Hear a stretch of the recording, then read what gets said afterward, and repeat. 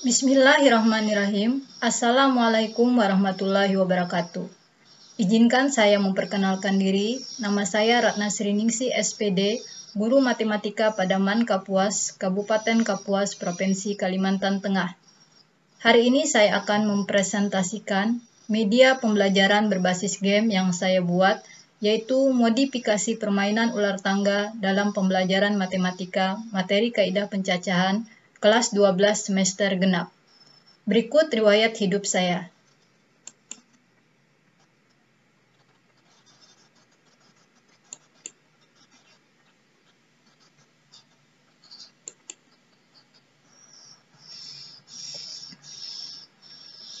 Materi kaidah pencacahan merupakan materi yang diajarkan pada kelas 12 semester genap.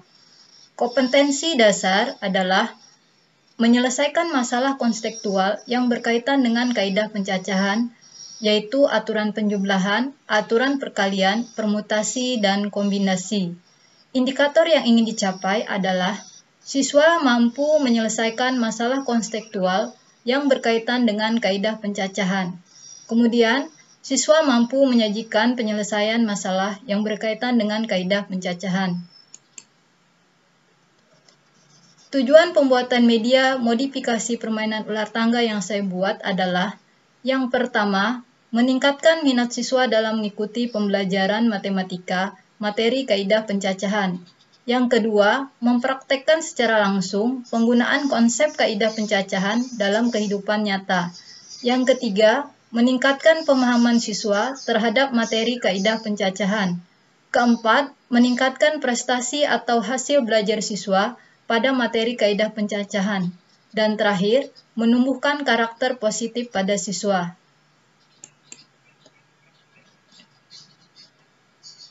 Konsep media yang saya buat, yang pertama mudah. Maksud mudah di sini adalah mudah dalam membuatnya dan mudah pula dalam permainannya. Kemudian murah. Murah di sini maksudnya karena biaya pembuatan media ini sangat terjangkau. Dan yang terakhir ramah lingkungan, karena media ini bisa dibuat dari barang bekas berupa karton bekas yang salah satu sisinya masih kosong. Kemudian media ini juga bisa digunakan berulang kali. Media modifikasi permainan ular tangga terdiri dari 1 lembar ular tangga, 2 pion, 3 kartu langkah, 4 kartu soal, dan 5 kunci jawaban. Inilah gambar media modifikasi permainan ular tangga.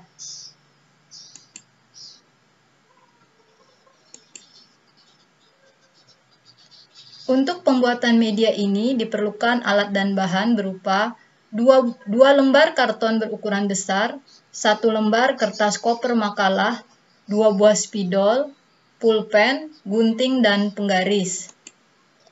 Cara membuat, yang pertama lembar ular tangga.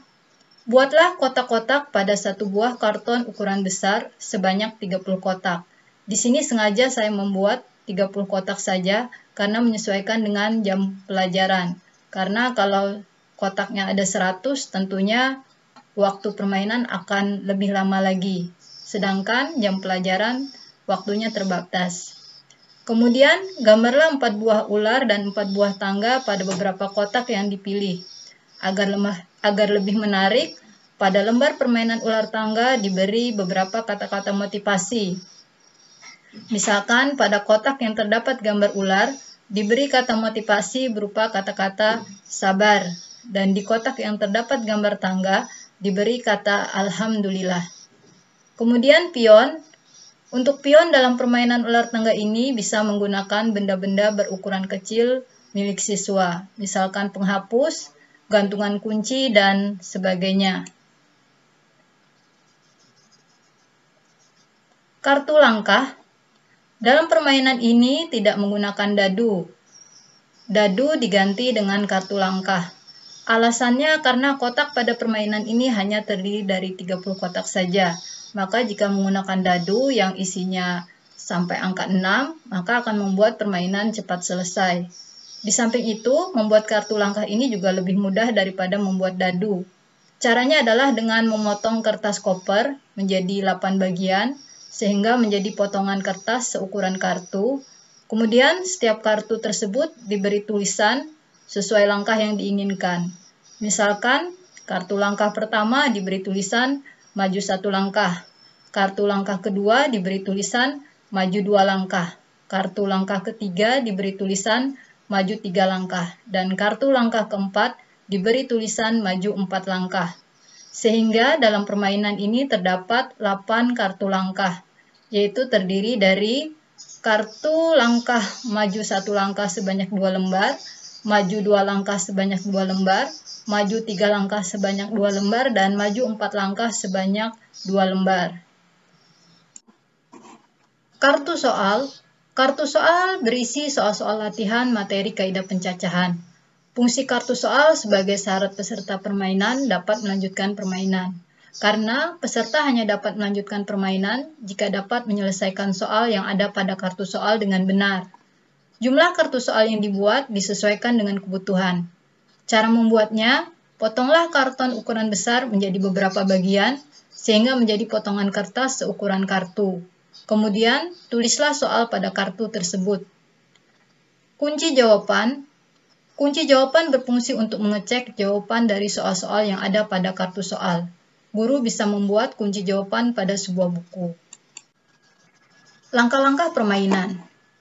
Yang pertama, guru membagi siswa menjadi beberapa kelompok terdiri dari 4-5 siswa. Pembagian kelompok di sini didasarkan pada kemampuan siswa. Guru bisa mempertimbangkan nilai rapot siswa maupun dari nilai harian siswa sebelumnya. Jadi diharapkan dalam satu kelompok siswa yang ada bervariasi kemampuannya. Ada yang kemampuannya tinggi, sedang maupun rendah.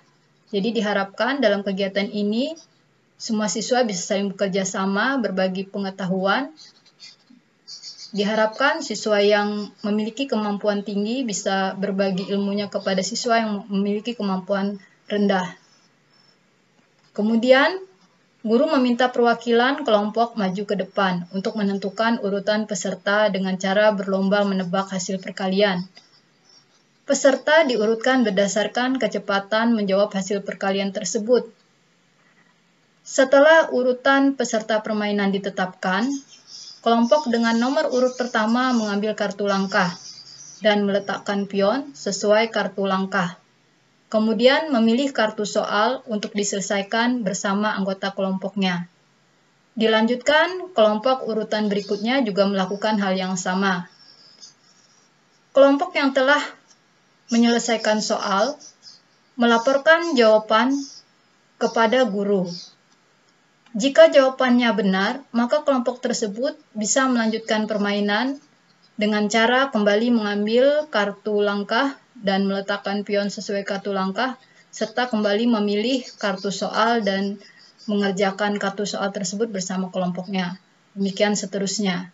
Ya. Tetapi jika jawaban siswa tersebut salah, maka guru akan memberikan arahan sehingga siswa bisa kembali ke kelompoknya dan memperbaiki jawaban dari soalnya tersebut sampai benar. Nah, demikian kegiatan ini berlangsung sampai permainan selesai atau waktu permainan yang sudah ditentukan berakhir. Pemenang dari permainan ini adalah kelompok yang berhasil menempati kotak finish yang pertama kali atau kelompok yang memiliki posisi pion paling tinggi. Nah, ini adalah foto kegiatan pembelajaran dengan menggunakan modifikasi permainan ular tangga. Terlihat di sini foto siswa memilih kartu langkah dan meletakkan pion sesuai kartu langkah. Ini adalah foto siswa memilih kartu soal dan berdiskusi menyelesaikan soal.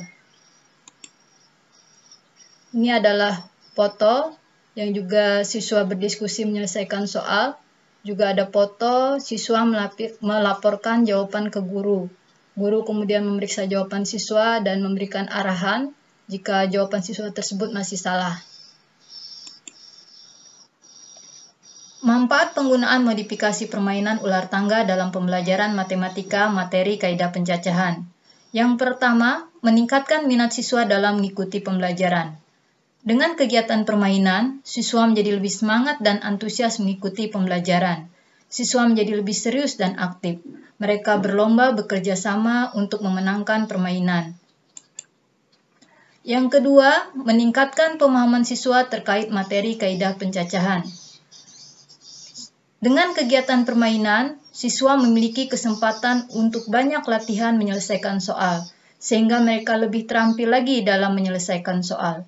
Mereka juga bekerja sama, berdiskusi, bertukar pikiran, sehingga siswa yang memiliki kemampuan lebih tinggi bisa sambil mengajarkan ilmunya kepada siswa yang memiliki kemampuan lebih rendah.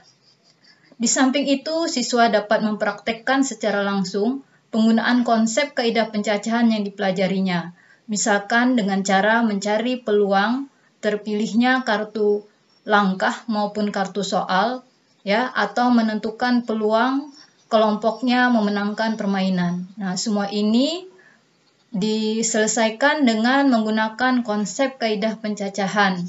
Jadi mereka bisa menyelesaikan masalah konseptual ya dalam kehidupan nyata dengan menggunakan konsep kaidah pencacahan yang mereka pelajari.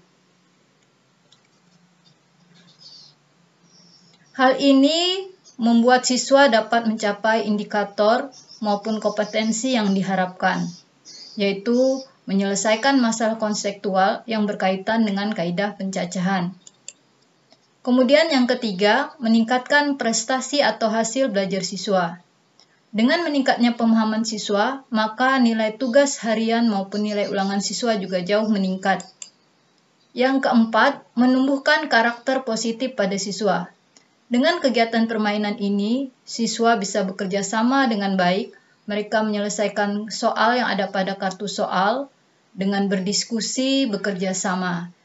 Yang kedua, mereka juga menunjukkan sikap yang positif, yaitu kerja keras dan pantang menyerah menyelesaikan soal, khususnya siswa yang menjawab soal dengan salah, mereka akan berjuang memperbaiki soal tersebut, memperbaiki jawabannya sampai jawabannya benar, sehingga bisa kembali melanjutkan permainan.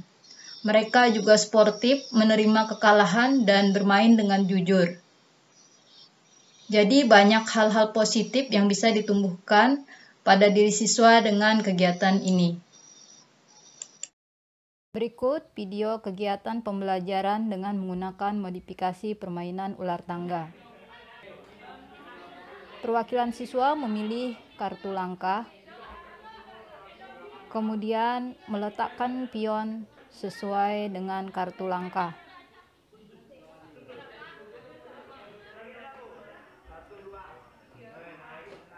Kemudian memilih kartu soal dan membawanya ke kelompoknya untuk diselesaikan bersama-sama dengan teman-teman sekelompoknya. Ini adalah kegiatan siswa berdiskusi menyelesaikan soal yang ada pada kartu soal. Mereka berdiskusi, bertukar pikiran, menyelesaikan soal yang ada pada kartu soal. Diharapkan dengan kegiatan ini siswa bisa saling bertukar informasi. Siswa yang memiliki kemampuan lebih tinggi bisa mengajarin siswa yang kemampuannya lebih rendah. Ini adalah siswa yang melaporkan jawabannya. Ketika jawabannya benar, maka siswa memiliki kesempatan untuk melanjutkan permainan dengan kembali memilih kartu langkah, meletakkan pion sesuai kartu langkah, dan kembali memilih kartu soal, dan menyelesaikannya bersama kelompoknya.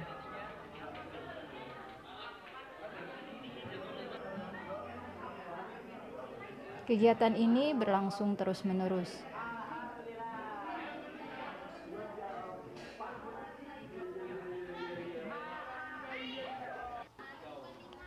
Tetapi jika jawaban siswa salah, maka guru memberikan arahan kepada kelompok siswa sehingga mereka bisa memperbaiki jawabannya dan kembali bisa melanjutkan permainan. Karena syarat melanjutkan permainan adalah menjawab soal dengan benar. Jika jawabannya masih salah, maka siswa harus memperbaiki jawabannya.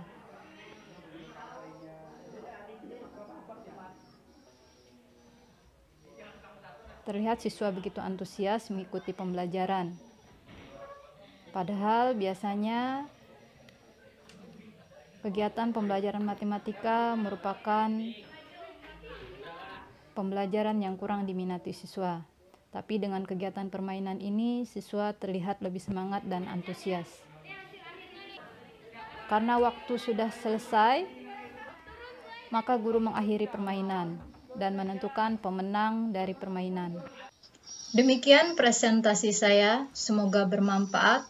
Assalamualaikum warahmatullahi wabarakatuh.